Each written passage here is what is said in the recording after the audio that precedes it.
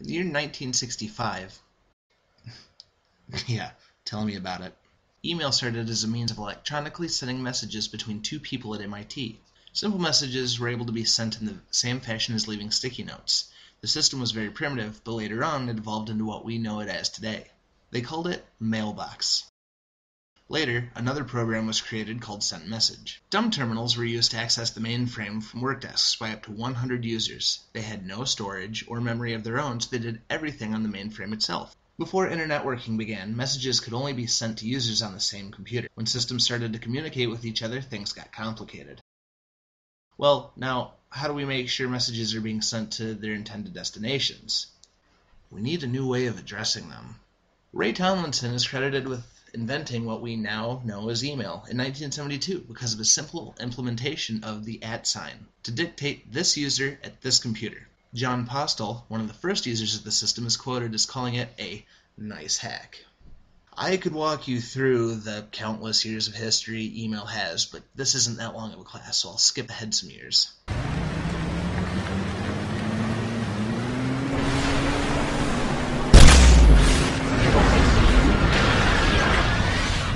Each server used to be different, but after years of advances, POP servers began appearing as a standard.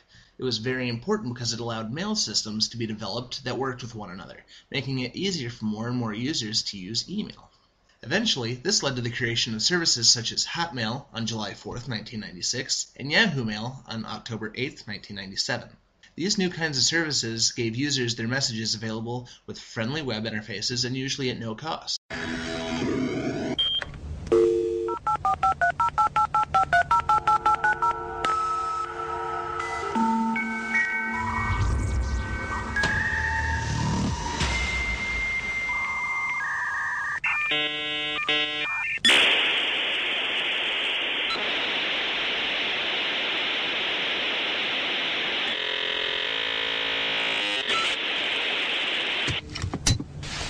I tell you what, the way this internet's expanding, I think we're going to have to take someone else on.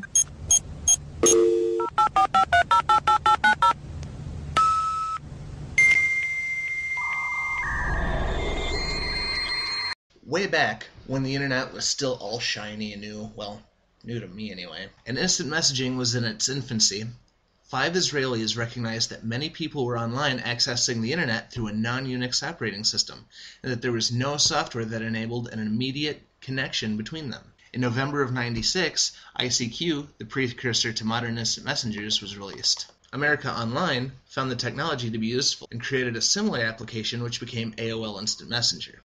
ICQ, becoming so popular in only 2 years after its release, was sold to AOL on June 8, 1998. With AOL having only just got its head around the fact that when people signed up for internet access, they actually wanted to access the internet, not just those bits of it that AOL had created. They found competition.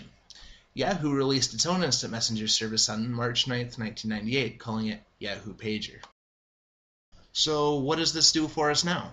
After coming a long way, we still have instant messengers. MSN Messenger and Yahoo IM are still around and improving every day, but used to be a very different world. If you wanted to talk to people on the internet in anything approaching real time, you either logged on to IRC, which required you to download special software and learn weird commands like join, or found a chat room. Chat rooms. The way they are today is so different to the way they once were, and I'm one of the people who remember when Yahoo Chat was a very slightly modified version of iChat, rather than the very heavily modified version it is.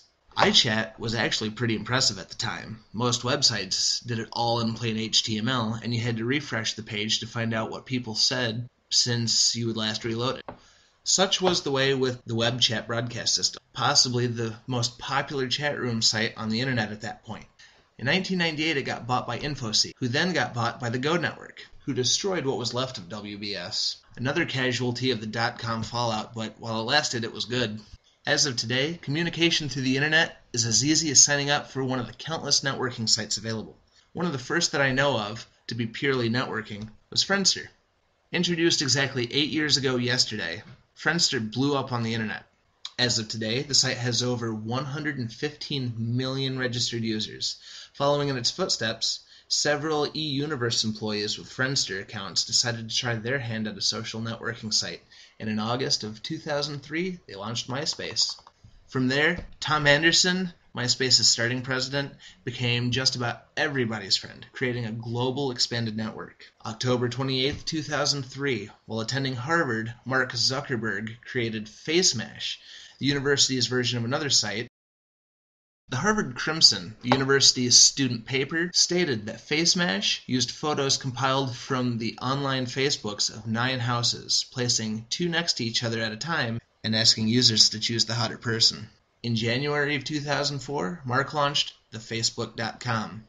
Today, Facebook's popularity seems to have more than trumped MySpace or Friendster. Oh hey, what's that? My hair's not crazy enough? That'll do. Hey Internet, it is Thursday, March 18th, 2010, and today is a fun day. Of course, you know I just got back from South by Southwest. I found out yesterday after I made my video that my car had been broken into. Yay!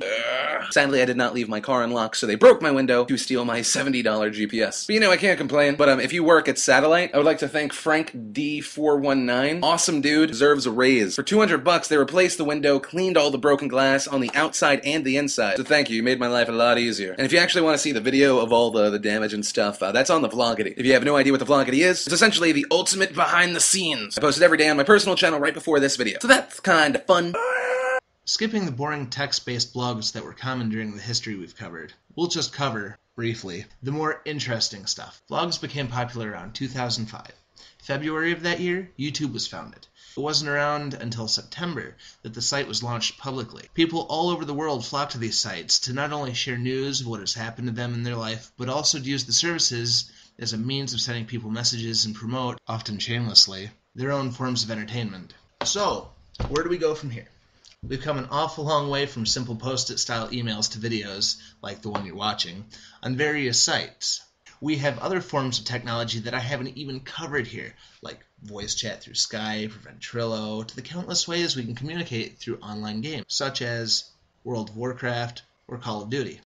It's my hope that we can better enable ourselves to share information and experiences with each other through faster and more effective ways. Maybe we'll eventually have holographic phone services. You're all going to die down here. Maybe not. I think that's about it. Bye!